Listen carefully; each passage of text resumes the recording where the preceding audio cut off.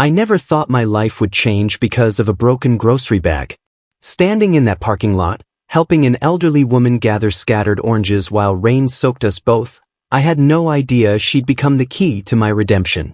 3 months earlier, my family had thrown me out at my own graduation dinner, humiliated me in front of everyone I knew, called me worthless, a disappointment. My father's exact words still echo, "You're no son of mine." What they didn't know was that I had discovered their secret. A secret that would destroy the perfect family image they'd carefully crafted for 22 years. I kept quiet that night as they mocked my art degree, my wasted potential. I walked away with nothing but the clothes on my back and a sketchbook full of dreams. But fate has a strange way of balancing scales. That kind old woman with the torn grocery bag? She owned the building where my family's business operated. And when she saw my sketches, everything changed. This is the story of how I lost a family and found myself.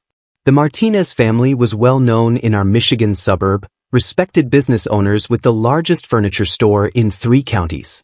My father, Richard, built it from nothing after arriving from Chicago with just enough money for a small storefront. He was a self-made man who never let anyone forget it, especially his only son. My mother Elena played the perfect supportive wife in public, hosting charity events and maintaining appearances. At home, she was a different person, calculating, cold, measuring every achievement against impossible standards. My older sister Vanessa followed their path perfectly, business school, MBA, engagement to the son of a local banking family.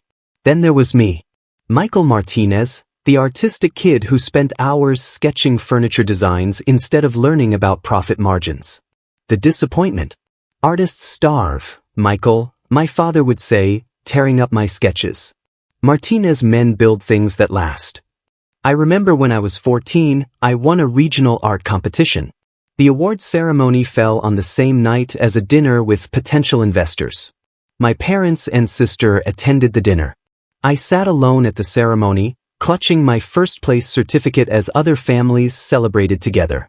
When I got home, my father barely looked up from his papers. "Drawing pretty pictures won't secure your future," he said.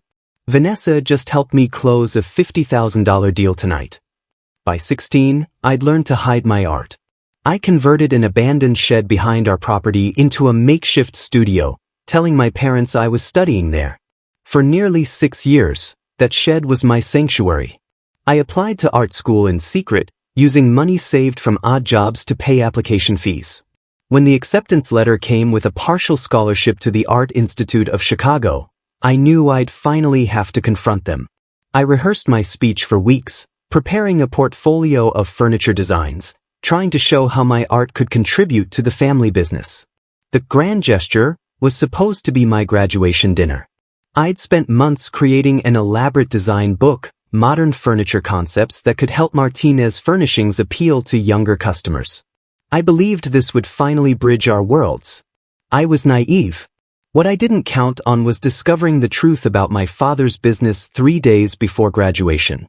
While helping in the office, I accidentally opened a file revealing years of tax fraud, underpaid immigrant workers, and copied designs from struggling artists. The family's perfect image, built on exploitation and lies.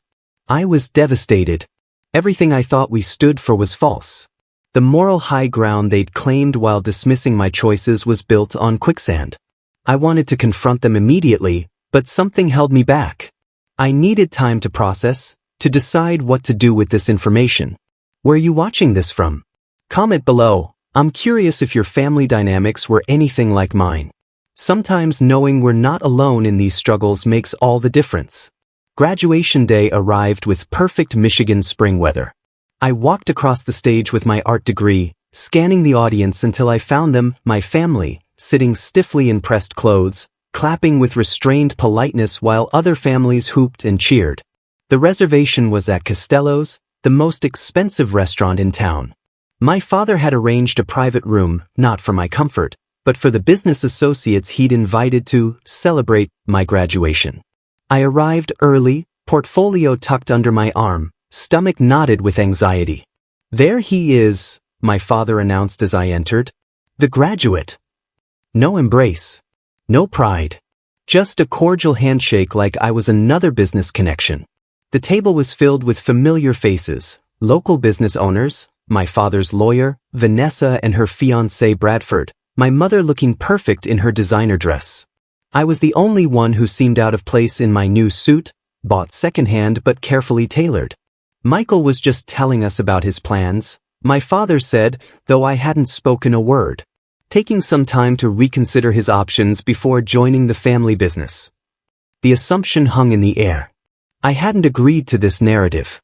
Actually, I said, fingers gripping my portfolio tighter, I wanted to share something with everyone. As appetizers arrived, I began showing my designs. Modern, sustainable furniture concepts that could attract younger customers while maintaining our craftsmanship reputation. I'd prepared market research, cost analyses, everything to show I'd taken the business seriously despite choosing a different path. "These are impressive," said Mr. Kaplan, one of my father's oldest clients. "Fresh perspective. You've got talent, kid." My father's face darkened. He wasn't expecting praise. "Interesting hobby," he said, dismissively. "But Martinez Furnishings isn't in the business of experiments." "Richard," my mother cautioned, aware of the audience.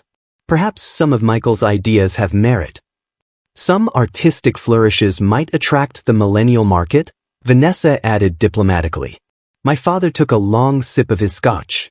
"We've built our reputation on tradition, not trends. When Michael's ready to learn the business properly, starting in the warehouse like I did, we can discuss his contributions." The conversation shifted to Vanessa's upcoming wedding. My portfolio was pushed aside, literally and figuratively. I sat in silence, the secret knowledge burning inside me.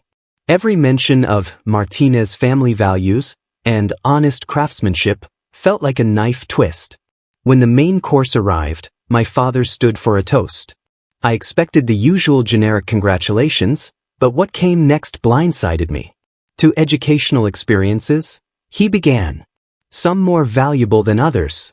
While we would have preferred Michael follow his sister's practical example, perhaps these 4 years of creative exploration have satisfied his curiosities.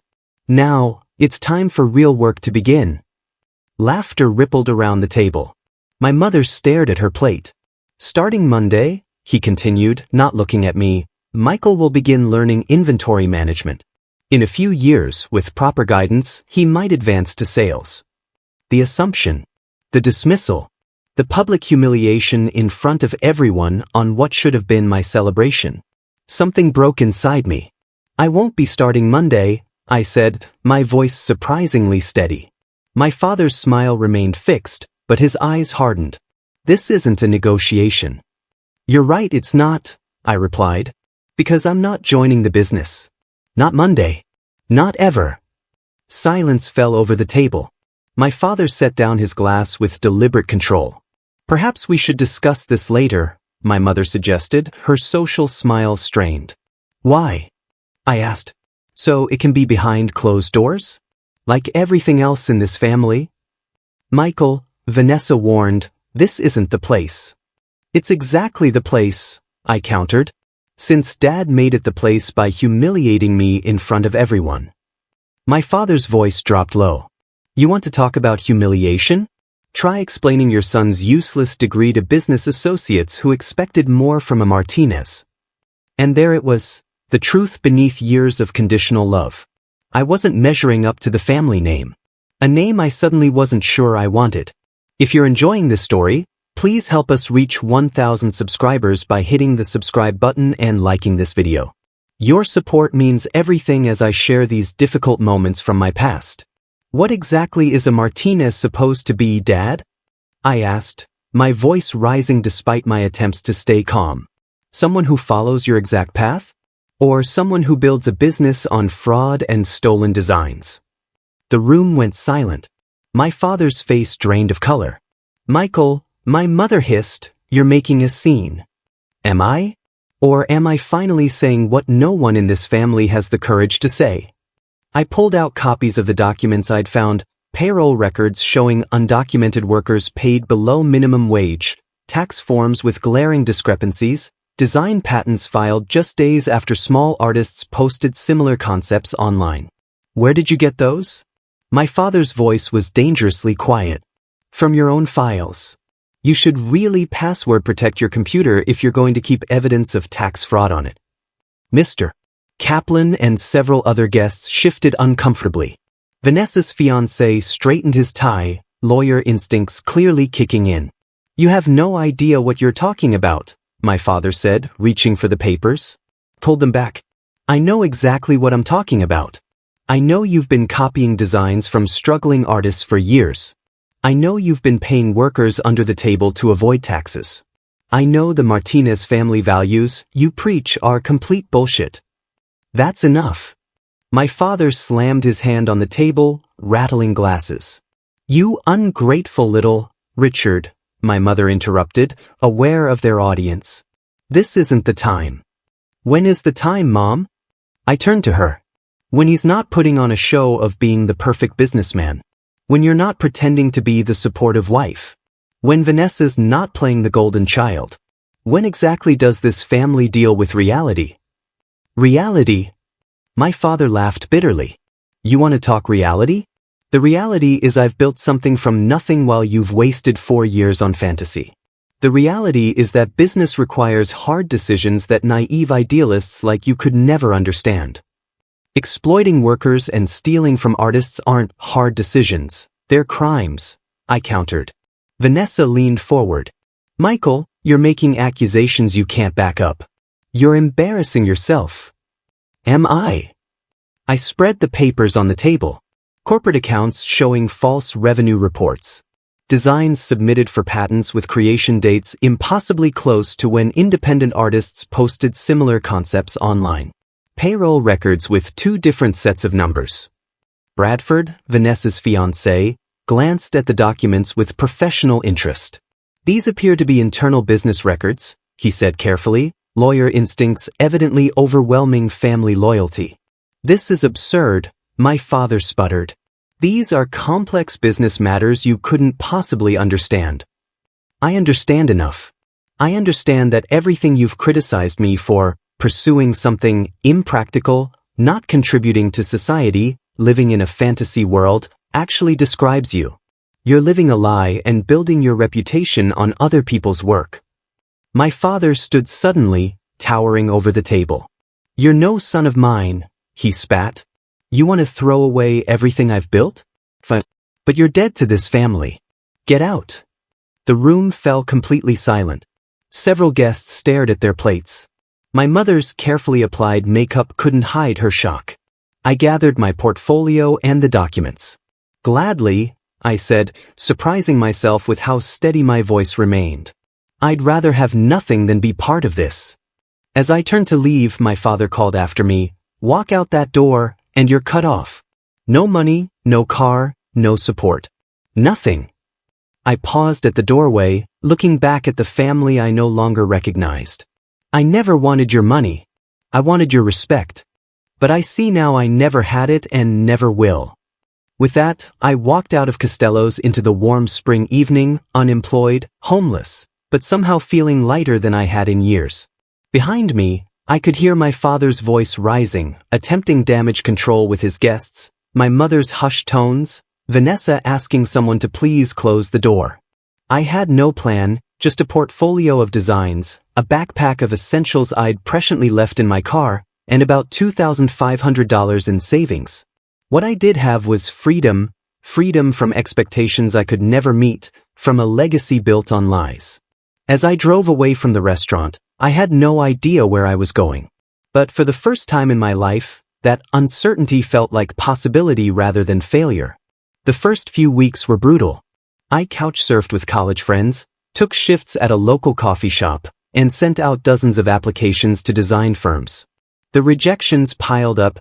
Either I was overqualified for entry-level positions or underqualified for anything better. My savings dwindled rapidly. Through it all, my phone remained silent. No calls from my mother. No texts from Vanessa. My father's final words seemed to be family policy now. I was truly on my own. By month 2, I'd moved into a tiny studio apartment in a rundown building on the edge of town, the only place I could afford on barista wages. I converted half the space into a makeshift design studio, working on freelance projects at night after coffee shop shifts. Small jobs, mostly logos for local businesses, furniture sketches for homeowners who couldn't afford interior designers. One rainy Tuesday afternoon, everything changed.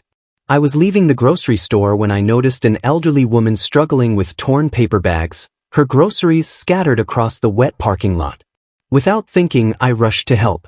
"Thank you, young man," she said as we gathered rolling oranges and a wayward loaf of bread. Not many people would stop these days. Her name was Dorothy Winters, 82 years old with bright eyes and a surprising streak of blue in her silver hair. When she mentioned she lived just around the corner but had walked to the store, I offered to drive her home. In her apartment, as I helped put away groceries, she noticed my sketchbook peeking from my backpack. "Are you an artist?" she asked. Something about her genuine interest broke through my practiced defenses. I showed her my portfolio, furniture designs, interior concepts, the passion projects I was working on between coffee shifts. "These are remarkable," she said, examining each page carefully. "You have a genuine gift." For the next 2 hours, we talked art and design. Dorothy, it turned out, had been an interior designer in the 1960s and 70s, breaking barriers in a male-dominated field. She'd worked with several prominent architects before retiring. Her apartment was filled with art and design books that would make any museum curator jealous. "Why are you working in a coffee shop with talent like this?" she finally asked. The whole story spilled out: my family, the furniture business, the confrontation, everything. Dorothy listened without judgment. "Family wounds cut deepest," she said when I finished. "But sometimes separation is necessary for growth. Like pruning a plant." As I prepared to leave, Dorothy made an unexpected proposal. She owned a small commercial building downtown with an empty storefront. The previous tenant, a boutique clothing store, had relocated to a larger space. "The rent would be reasonable," she said, "and the space has excellent natural light. Perfect for a design studio." I laughed sadly. "That's a beautiful dream, but I can barely afford my apartment." "What if we made an arrangement?" she countered. "I need help managing my properties. Basic maintenance, tenant relations. You could work off part of the rent that way." 2 weeks later, Martinez Design Studio opened its doors. The space was modest but full of potential: large windows, exposed brick walls, enough room for a design area and small showroom. Dorothy helped me furnish it with pieces from estate sales she frequented, introducing me to her extensive network of friends and former clients. My first commission came through Dorothy's bridge partner, redesigning the waiting area of a dental practice. Then a local restaurant hired me to create custom tables. Small projects, but each one built my portfolio and confidence. 3 months after opening the studio, I received an unexpected visitor. Vanessa stood awkwardly in the doorway, taking in the space with surprised approval. "Nice place," she said. "How did you afford it?" "I have good friends," I replied. "What are you doing here, Vanessa?"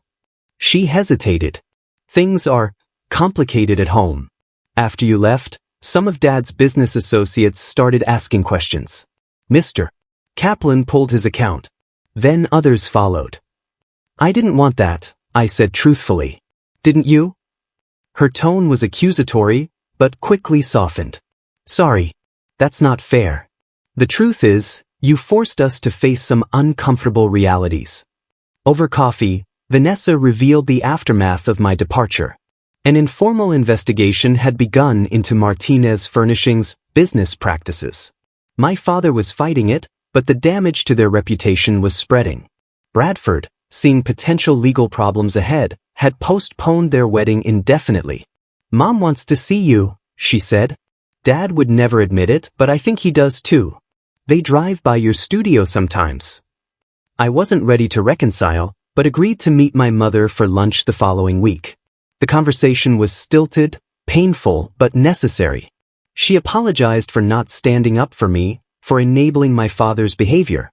I learned that she'd known about some of the business irregularities but had convinced herself they were necessary compromises. "Your father built that business to provide for us," she explained. He was so afraid of failing that he cut corners. Then couldn't stop.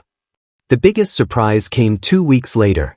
Dorothy invited me to accompany her to a building she owned on the outskirts of town, a large warehouse space with excellent light and high ceilings.